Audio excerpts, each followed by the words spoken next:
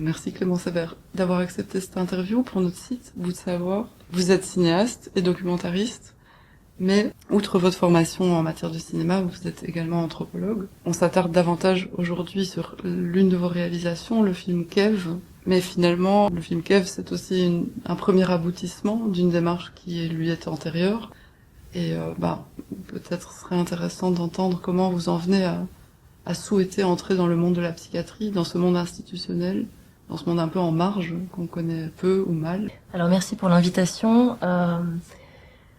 Oui, alors ce qui m'a animée d'abord, c'est une double question. C'est comment entrer dans les institutions, comment entrer en tant que cinéaste, c'est-à-dire comment créer un projet de film dans une institution, comment arriver avec une casquette de réalisatrice dans une institution. Et ça me paraissait très compliqué. Et la deuxième question qui m'intéressait énormément, c'est qu'est-ce qui fait soin. C'est la parole en fait des personnes concernées par les. J'ai toujours du mal à trouver un terme qui me paraît juste, mais je dirais des troubles, des troubles, des difficultés psychiques. Donc, qu'est-ce qui fait soin Mais de leur point de vue. Qu'est-ce qui fait soin de leur point de vue. Et donc, il fallait que je rentre dans une institution, évidemment. Et donc, on m'avait parlé d'une formation, d'un certificat en anthropologie. C'était une collaboration entre le centre de santé mentale Le Méridien et l'UCL. Et on devait avoir un terrain d'ethnographie. Et donc, via ce biais-là, j'ai pu aller dans différentes institutions. Et je suis d'abord allée dans des institutions adultes, comme le Wolvendal, et puis un atelier de jour. Non, un centre de jour. Et puis j'avais une amie psychiatre aussi qui s'occupait des urgences dans un hôpital. Et donc j'avais rencontré aussi ces patients. Mais là aussi, aux urgences psychiatriques, c'est pas possible d'élaborer un projet de film. Mais tout ça m'a permis en tout cas de comprendre la complexité institutionnelle en fait, de faire un film dans ce cadre-là. Et puis de travailler, c'est-à-dire que moi je venais avec un projet, mais comment imposer à quelqu'un qui... Voilà, comment faire rencontre en fait. C'était vraiment la question de comment faire rencontre.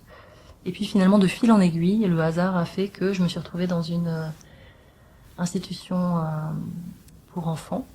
Alors ce qui est saisissant dans la genèse, dans ce parcours, oui, c'est qu'au fond la question qui vous animait relevait précisément de la parole lorsque vous dites je me questionnais sur ce qui peut faire soin pour les bénéficiaires d'une institution, ouais, ceux qui y vivent, ouais, ceux qui les traversent. Ouais. Et finalement, vous vous retrouvez à rencontrer Kev dans ouais, un registre qui est tout à fait hors parole. Ouais, c'était le hasard total.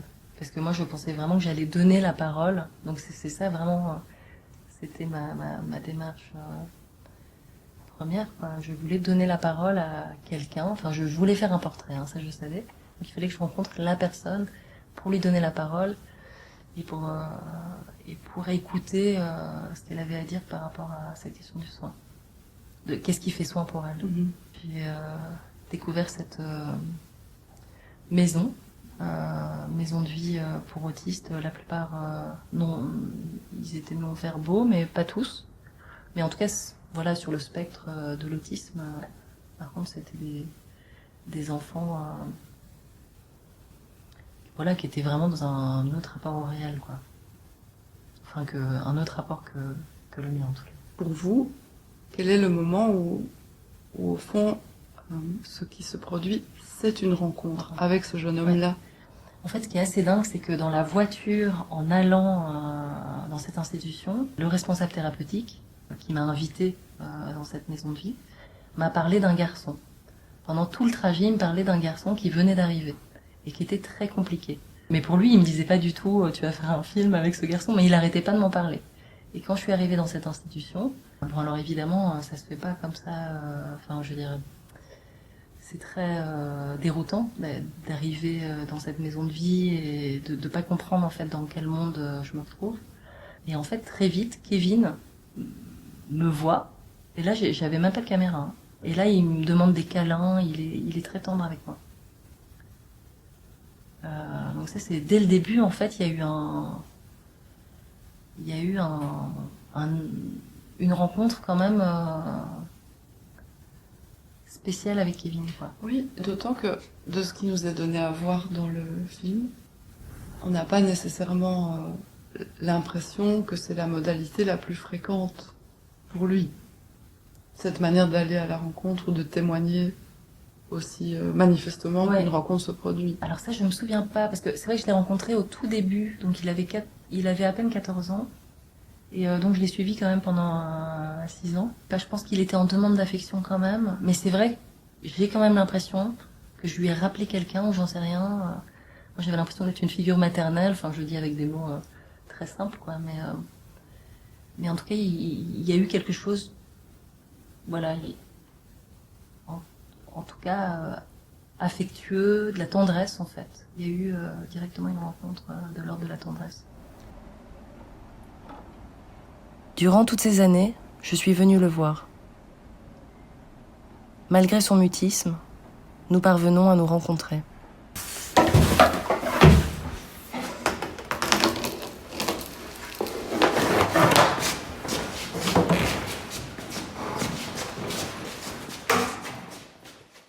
Et est-ce que c'est à ce moment que l'idée du portrait de Kevin émerge pour vous ou pas?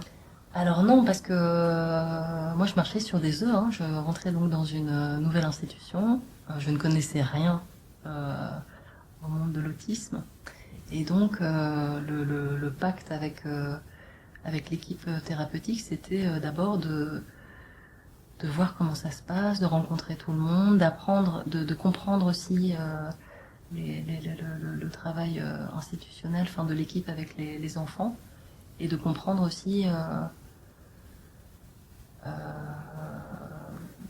la première chose en fait, c'est que je venais dans leur lieu de vie, c'est leur lieu, donc c'était à moi d'essayer c'était à moi de comprendre, de les rencontrer chacun. L'acclimatation, elle était de votre côté. Elle était de mon à côté. Vous de faire Oui, cette voilà. démarche. Oui, tout à fait. Donc au départ, non. Sauf qu'en effet, Kevin quand même était tout le temps avec moi. Donc c'est vrai que très vite, quand même, l'idée de faire un portrait de lui m'est venue, mais j'en ai pas parlé tout de suite. Et quand vous disiez là tout de suite, je l'ai suivi pendant plusieurs années, Oui. qu'est-ce que ça recouvre concrètement? Donc il est arrivé à 14 ans dans cette institution, et je l'ai suivi jusqu'à qu'il parte en institution pour adultes à ses 18 ans. Et dans cette institution pour adultes, je l'ai suivi pendant 2 ans. Je venais pendant les vacances. Donc je venais de manière intensive, nuit et jour, pendant les vacances. Et très vite, l'institution, enfin le responsable thérapeutique Frédéric Bourlet m'a proposé très vite d'amener la caméra, d'amener mon outil, et comme ça je serais identifiée aussi à cet objet caméra, et pour voir comment ça se passait avec le groupe. Et comment est-ce que ça s'est passé avec le groupe? C'était très surprenant parce que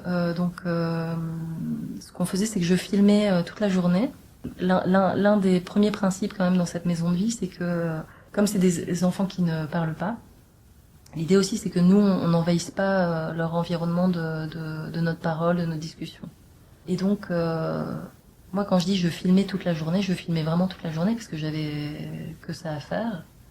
Et donc c'était évidemment pas des discussions avec les enfants, mais c'était une interaction où j'apprenais aussi à selon l'enfant, je voyais l'amplitude, enfin là où je pouvais être, quoi. C'est-à-dire qu'il y en avait qui demandaient d'être très proches, il y en avait qui demandaient d'être plus loin, et donc le soir, en équipe, on regardait les rushs. Et on faisait ça à côté des enfants, comme ça ils pouvaient voir aussi ce que je faisais. Et en fait, très vite, l'idée est venue de mettre l'écran LCD de la caméra vers les enfants. Comme ça, ils comprenaient que c'était un miroir, une sorte de miroir sophistiqué. Et justement, dans CAF, c'est la première image de lui dans le film, où il arrive comme ça devant l'objectif. Et en fait, c'est pas devant l'objectif, il se voit. Okay. dans l'écran LCD. Et c'est pour ça, et donc ça a été un moment très très important aussi pour l'équipe, parce que l'équipe s'est rendu compte qu'il reconnaissait son image. Oui, dans certains entretiens, vous dites Mm. qu'au fond, il s'est produit quelque chose de tout à fait Ouais. spécifique pour Voilà. lui dans la rencontre, Ça a surpris l'équipe. avec ce détournement du regard, ou cette... D'ailleurs, je me demande comment vous pourriez le formuler, cette sorte de présence, mais en même temps mise à distance d'un regard qui sinon était inaccessible pour lui, ou très compliqué Ouais. à pratiquer pour lui. Tout à fait. En tout cas, c'est sûr que quand j'étais derrière la caméra, parce que forcément moi mon regard était caché par l'objet, quoi. Kevin, du coup, me regardait, alors que c'était pas possible. C'est-à-dire que ça n'arrivait jamais sans caméra, qu'il puisse donner vraiment un regard. Je pense qu'il regardait personne dans les yeux. Oui, c'est d'ailleurs très saillant dans Voilà. le film lui-même. Ouais. En dehors de ces moments où, comme vous le dites, il donne un regard Mm. à la caméra, Ouais. c'est un jeune homme avec lequel il n'y a pas Non. ce contact. Non. Donc c'était un rapport affectueux, très tendre, très physique, mais pas dans le regard. Alors qu'avec la caméra, justement, beaucoup de choses se passaient, tout se passait par le regard, en fait. Même jusqu'à aller trop près. Enfin, en fait, au début, il était infilmable parce qu'il allait trop près, il se collait à l'objectif, en fait. Donc, ce qui était rigolo, c'est que pour lui, il y avait cet objet était aussi tout un mystère. Comment, enfin bon, après c'est moi qui projette et qui interprète à ma façon, mais il avait vraiment une fascination pour cette caméra et le fait que ça donnait une image de lui. En tout cas, l'hypothèse a été formulée par vous, l'équipe ou ensemble, qu'au fond, ça a tenu lieu pour lui d'une sorte de stade du miroir, à savoir une première rencontre avec sa propre image, Ouais. par l'intermédiaire de cet écran LCD tourné vers lui. Ouais. Est-ce que c'est effectivement le souvenir que vous en avez? Alors moi, je me rappelle que c'était un moment très important. De là à dire qu'il se regardait jamais dans un miroir avant, je pense que justement l'équipe ne s'en était pas trop rendu compte. Ou alors juste t'es beau, enfin quand il se faisait peigner, t'es beau Kevin. Mais il n'y avait pas de sa part, il n'y avait pas un intérêt particulier envers son image. Alors que là, via la caméra, là, il était mais fou de joie en voyant que son image apparaissait. Une sorte de jubilation. Il avait une jubilation totale. Et ce qui était drôle, c'est qu'elle se répétait. À chaque fois, on avait l'impression que c'était la première, enfin, cette découverte de son image. On avait l'impression que ça se répétait à chaque fois. Mais par contre, ce qui était assez drôle, c'est qu'il y a eu quand même une évolution. Parce que à la fin, quelque part, c'est comme s'il devenait, il faisait partie de l'équipe et il regardait l'écran derrière et il était très content de voir ce qu'on filmait, même sans lui. Donc, on avait l'impression qu'il comprenait vraiment ce qu'on faisait, quoi. Oui, donc c'est aussi un dispositif qui a rendu possible une sorte de moment social. En tout cas, il y a eu une vraie rencontre avec moi. Et puis après, quand je suis venue avec l'ingénieur du son et le chef opérateur, donc le cadreur, donc eux aussi savaient, on ne doit pas les embêter avec nos discussions permanentes, là. Il y a eu une vraie rencontre aussi avec eux. Parce qu'ils avaient aussi des objets qui l'intéressaient beaucoup. Donc ce ne sont pas que les tuyaux qui suscitaient son intérêt, manifestement. Moi, je pense que c'était la technique. C'est tout ce qui était...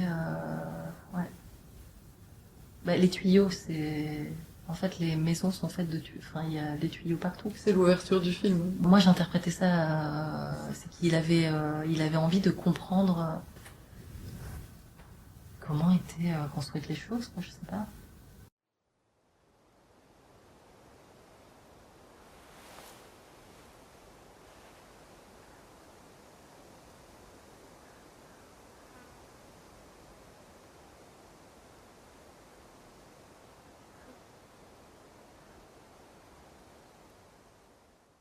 Ce qui était chouette, c'est que j'étais très proche de l'équipe thérapeutique. Tout ça a pris beaucoup de temps. Hein. J'ai rencontré l'équipe pendant 4 ans. Avant de faire Kev, j'ai suivi Kevin à la porte ouverte pendant 4 ans. Et j'y étais quand même très régulièrement. beaucoup de vacances. Et puis à un moment donné, il était au centre de jour, je sais plus comment ça s'appelle, parce qu'en bon, l'école ça lui plaisait pas, donc il était toute la journée au centre de jour. Et donc là, j'ai dû faire un stage pendant 3 mois pour justement m'intégrer à cette nouvelle équipe, évidemment, puisque je sortais de la maison de vie, mais au centre de jour, ils me connaissaient pas. Donc j'ai dû refaire tout un travail d'apprivoisement, de rencontre avec tout le monde. Et là, c'était très mélangé. Il n'y avait pas que des autistes. Donc voilà, c'était. Il y a eu beaucoup de moments de joie aussi. Hein. J'ai beaucoup joué avec les enfants. On a beaucoup ri en fait. Et à la fin de de ce stage, on m'a donné les clés. J'avais les clés. Et Littéralement. oui, on m'a donné les clés. On m'a donné les clés de l'institution. Et puis on a pu commencer à envisager de faire le portrait de Kevin. Et que moi je vienne avec un chef opérateur et un ingénieur du son. Parce qu'en fait, j'ai passé tellement de temps dans cette institution qu'à un moment donné, je faisais vraiment partie de cette institution. Partie du lieu. Mais donc, au fond, le Kevin que nous rencontrons dans le documentaire est un jeune homme qui pratique la caméra depuis quelques années avec vous. Tout à fait. Oui, tout à fait. Donc ça a été un très long temps d'apprivoisement. Vous disiez tout à l'heure qu'au départ, sa proximité extrême avec l'outil rendait impossible d'en extraire vraiment des images. Donc ça a été tout de même extrêmement progressif. Oui, puis il fallait que je le connaisse quand même très bien. Il fallait que je connaisse les autres. Il fallait connaître l'institution. Il fallait que l'institution ait confiance en moi. D'ailleurs, je pense que dans le processus du film, le plus compliqué, en fait, c'est la confiance de l'institution envers moi, qui a été le plus long, en fait. Pour être sûr, justement, que je fais pas de faux pas. En fait, ce qui était très amusant avec Kevin, c'est que assez rapidement, quand j'essayais de filmer les autres, en fait, il se mettait devant la caméra, il voulait pas que je filme les autres. Il se mettait devant, mais vraiment. Une fois, il m'a même, il s'est débrouillé pour que je sois dans un couloir et il a fermé les portes pour me faire comprendre que maintenant, non, il fallait le filmer lui et pas les autres. Quoi. Donc il y a quand même quelque chose de l'ordre du transfert qui s'est... Ah bah c'est lui qui m'a choisi. Enfin, je l'ai choisi aussi, mais on s'est choisi mutuellement, quoi. Il y a un point sur lequel on avait aussi envie de vous entendre, c'est le fait que, et ça semble un parti pris délibéré, assumé, votre film ne comporte pas de voix off, ou très très peu, vraiment quelques mots d'introduction, ni d'explication d'ordre psychologique. Qu'est-ce que c'est pour vous ce parti pris d'immersion et de silence finalement? Alors moi depuis le début j'ai essayé de filmer, j'ai filmé des réunions d'équipe, j'ai essayé de travailler cette matière plus explicative qui aurait pu peut-être expliciter en tout cas la difficulté des équipes avec Kevin. Mais en fait, dans le montage, donc parce que tout s'écrit en montage hein, quand même. Enfin, il y a beaucoup de choses qui s'écrivent au tournage, évidemment, dans les choix de dispositifs. Mais après, au montage, c'est vraiment là qu'on est confronté à l'écriture du film. Et donc moi, j'avais l'impression d'avoir un pacte avec Kevin. Et depuis le début, c'était... moi, j'avais l'impression que Kevin avait quelque chose à nous dire. Et en fait, je devais réussir à lui donner la parole tout le long du film et pas qu'on ait une parole sur lui. C'est tout de même j'ai envie de dire, un positionnement éthique assez radical. Ah oui. Parce que la dimension de la parole est précisément celle qui n'est pas praticable. Oui. Et pour autant, pour vous, il y a un propos. Oui. Pour revenir à cette question du pacte, moi j'avais l'impression d'avoir un pacte avec Kevin. On se demandait toujours, mais tiens, si on met cette explication là, parce que les explications c'était l'équipe thérapeutique, mais est-ce que Kevin lui il est d'accord ou pas, il peut pas le dire en fait. Donc, dans le bénéfice du doute, moi, je préférais quand même laisser, entre guillemets, le silence et le silence pas si silencieux, parce que c'est un corps qui bouge et qui est tout le temps en mouvement, et c'est une énergie constante qui ne s'arrête jamais. Les mots manquent pour... les mots me manquaient, en tout cas, pour commenter la manière d'exister de Kevin. Ça fait un peu penser à ce que vous disiez d'une des conditions pour pouvoir s'immerger dans cette institution qui vous avait été transmise par l'équipe, à savoir l'économie de mots. Et c'est au fond le choix que vous avez fait dans la traduction filmée de ce lieu, c'est-à-dire de maintenir cette économie, Complètement. y compris dans ce qu'il y a à en montrer, et vous soutenez que c'est dans ce qu'il y a à en dire, même si ça passe tout par à fait.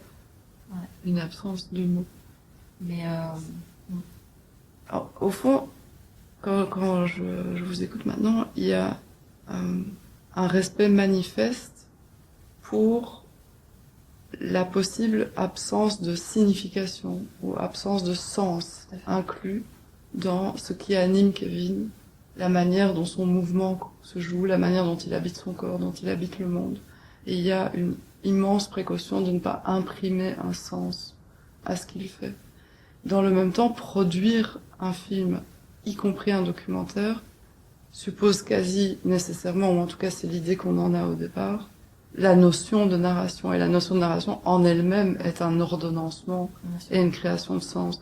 Et donc comment parvenir à maintenir ce fil entre quelque chose qui soit finalement regardable sans forcer une narration ou un sens? C'est pas évident du tout. en effet, pour en revenir à cet équilibre très complexe qu'on a réussi à trouver, en tout cas dans cette forme-là, c'est pour en revenir à ce qu'on n'a pas réussi à faire, enfin ce qui n'était pas possible, c'est-à-dire mettre par exemple tout à coup des réunions d'équipe ou des intervenants qui parlent trop. Et ben en fait, dès qu'on perdait Kevin, on perdait le film. En fait, Kevin s'imposait à tous les plans. Et ça, c'est vraiment au montage que ça s'est écrit comme ça, mais ça s'est imposé aussi. C'est-à-dire que le film se perdait si tout à coup on allait dans une explication. Ou même une alternative à Kevin. Dès qu'il n'était pas là. Dès que tout à coup, en effet, on essayait. essayait. Voilà, parce que, en effet, finalement, les équipes thérapeutiques, elles étaient face à une énigme infinie. Et donc, ils passaient leur temps à parler des bricolages qu'ils essayaient de mettre en place et qui fonctionnaient plus ou moins, quoi. Au fond, on aurait pu concevoir deux films distincts. L'un qui est oui. Kev tel qu'il est, et l'autre qui aurait été la sommation de toutes les tentatives de dire quelque chose autour de ce qui se passe. C'est vrai. Et d'ailleurs, Deligny, qui est un cinéaste que j'apprécie beaucoup pour ses films. Justement, il a fait deux films. Il a fait ça, justement, il a fait deux versions. Il a fait ce gamin-là, qui avec une voix off non-stop, où il arrête pas de dire à quel point le langage, la parole est quand même, insuffisante pour parler de ces gamins-là. Et puis, il a fait Le Moindre Geste. Et Le Moindre Geste, ça commence par... qui est allé au Festival de Cannes et qui est un très beau film, mais qui est une sorte de théâtre à la Beckett, où on suit deux autistes qui se perdent, et puis ça n'a ni queue ni tête, c'est complètement absurde, quoi. Une tentative de sens, et puis le réel comme il se présente, Voilà, quoi. c'est un peu ça. Mais c'est surtout le moindre geste, c'est-à-dire que le moindre geste au cinéma peut être signifiant. Et finalement, moi je rêvais que Kevin me parlait, parce qu'en fait il me parlait, mais d'une autre façon, d'une toute autre façon. Même mon équipe, c'était pareil, c'était comment ne pas faire intrusion. Par exemple, on filmait 2 heures, c'était très très intense. Kevin, parfois on allait loin avec lui, on le laissait quand même démonter 2-3 tuyaux. Mais moi j'étais là parce qu'il fallait pas qu'il casse. Moi j'avais un pacte aussi avec l'équipe thérapeutique. Kevin ne devait pas, je devais quand même le surveiller. Il pouvait pas casser. Mais en même temps, moi, j'avais envie de montrer ce qui casse. Donc, c'était un équilibre compliqué. Comment ne pas foutre en l'air le travail de l'équipe thérapeutique? Et ça aussi, c'était compliqué. J'étais sur deux chaises, quoi. Oui. Oui, oui. J'avais un double pacte, en fait. J'avais un pacte Ouais, avec c'est- l'institution et un pacte avec Kevin. Ouais. Parce que voilà, il faut quand même rappeler que Kevin a cassé énormément de choses. Il savait pas ouvrir son pot de yaourt, mais il démontait un radiateur, il arrachait un radiateur en 5 minutes. Hein. Et comment est-ce que toute la finalisation du film, mais aussi le terme de la rencontre régulière, comment est-ce que tout ça s'est joué et Mm. quel Mm. souvenir vous en gardez, quel regard vous portez là-dessus aujourd'hui? Mm.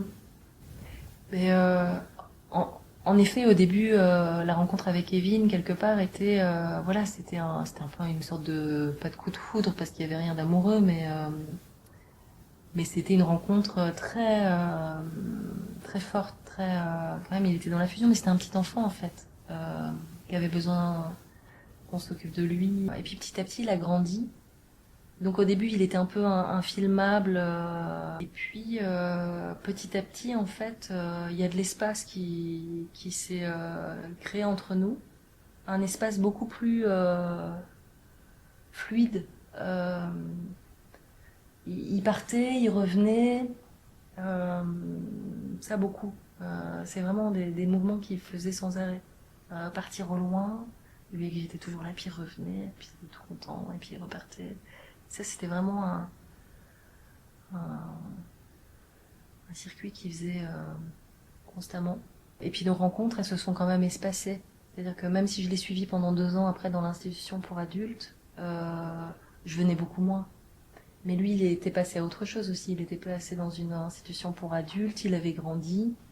Je disais même qu'au niveau de la caméra, son rapport avait changé parce que il pouvait même se mettre derrière et être très très content que je filme des plans sans lui. Comme si lui-même avait fait le plan en fait. C'était assez...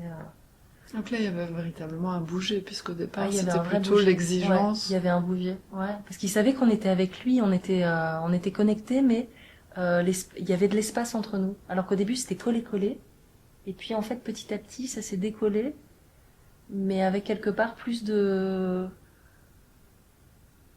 possibilités de faire ce film aussi, de travail, enfin je sais pas comment appeler ça. Et, et donc en fait, moi j'ai l'impression de l'avoir vraiment accompagné en fait. J'ai l'impression de l'avoir accompagné toutes ces années, mais comme une intervenante quelque part de l'institution, sauf que je le suivais aussi chez ses grands-parents. Mais ça je l'ai suivi après 4 ans. Et en fait, parfois, je vais le voir chez ses grands-parents, encore maintenant. En fait, ce qui est assez rigolo, c'est que Kevin, au fur et à mesure, avait moins besoin de moi, aussi. C'est ça qui s'est passé aussi. Plusieurs de vos travaux prennent lieu dans des institutions psychiatriques. Est-ce qu'au fond, la démarche du cinéaste dans une institution psychiatrique peut mettre en lumière ou révéler des aspects de ces lieux et de leur fonction sociale, de leur place dans les discours, quelque chose d'autre que le propos médical, le propos théorique, le propos psychanalytique, et en quoi? Bah, je peux pas parler de manière générale. En tout cas, là, j'avais connu des gens qui avaient beaucoup souffert de leur parcours en institution ou en hôpital. Et, euh, et quelque part, c'est pour ça que cette question de vouloir donner la parole à des gens voilà, qui souffrent quand même, parce que la question de la souffrance, on n'en a pas beaucoup parlé, mais Kevin, il y avait une véritable souffrance chez Kevin. Filmer aussi des institutions où ça fonctionne bien, euh, je me disais c'est magnifique. Enfin, je me disais c'est magnifique que l'être humain puisse rendre compte en fait de ce travail qui est pas facile de s'occuper justement de personnes en souffrance extrême quand même. Et ben pour moi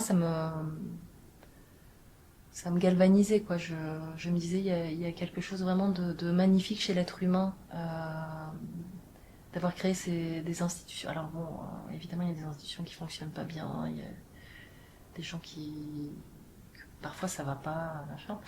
Mais le fait que la société ait mis en place des institutions quand même pour prendre soin de personnes avec ces extrêmes souffrances, et je trouve ça fondamental, quoi.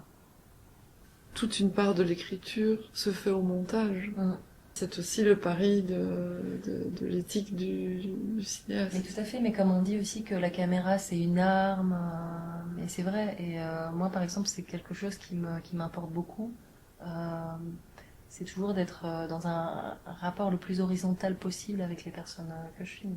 Donc même avec Kevin, j'essayais autant que possible d'être à sa hauteur, quoi, de m'évertuer d'être à la hauteur de Kevin.